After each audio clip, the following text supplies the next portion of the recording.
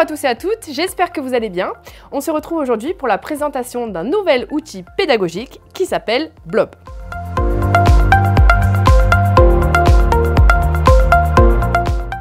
Les blobs sont un moyen de discuter des problèmes d'une manière profonde et significative.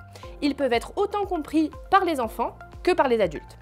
Les différents groupes de blobs sur ces différentes éditions agissent de façon humaine et familière, à travers plusieurs contextes et différentes périodes de la vie. Regarder les blobs ensemble vous permet d'explorer un large éventail de sentiments et d'émotions liés à l'interaction personnelle, mais aussi sociale. Les cartes activités qui accompagnent les blobs proposent plusieurs façons d'utiliser les cartes avec des personnes ou des groupes pour amorcer une discussion et une réflexion autour des émotions.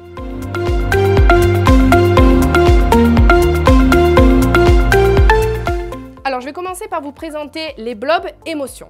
Donc avec de nouvelles illustrations, la seconde édition de ces cartes à succès continue de fournir un outil pour considérer et discuter d'une multitude d'émotions positives et négatives.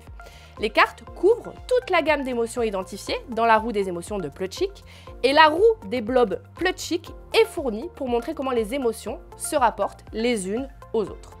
Ces cartes représentent des expressions faciales simplifiées et codifiées et un langage corporel permettant des interprétations de différentes scènes.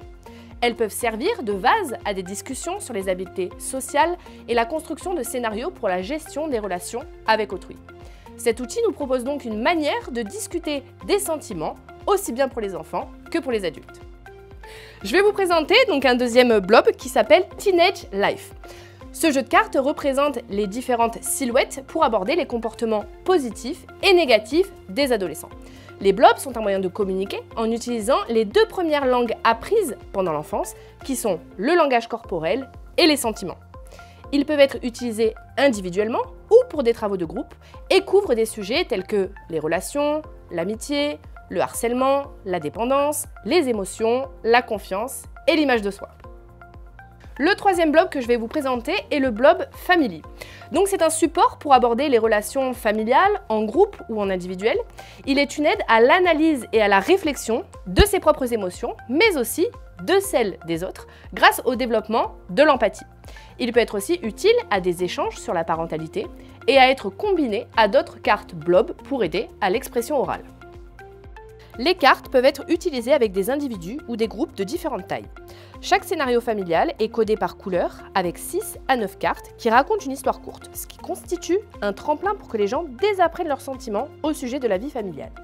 Plus de 50 suggestions d'utilisation sont détaillées dans les cartes d'activités qui les accompagnent, y compris les façons d'utiliser des cartes individuelles pour faciliter la discussion, identifier les sentiments positifs et négatifs des blobs, ainsi que combiner les cartes pour montrer des situations plus complexes.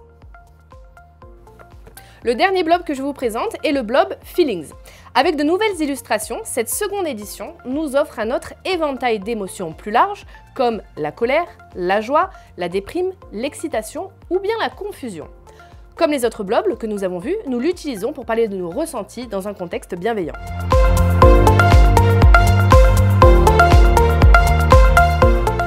Vous pouvez retrouver l'ensemble de nos outils pédagogiques au CODES 83 dans notre centre documentaire ou aller sur le site internet du CODES dans l'onglet Ressources pour prendre rendez-vous avec nos conseillères du centre documentaire. Passez une très bonne journée, au revoir.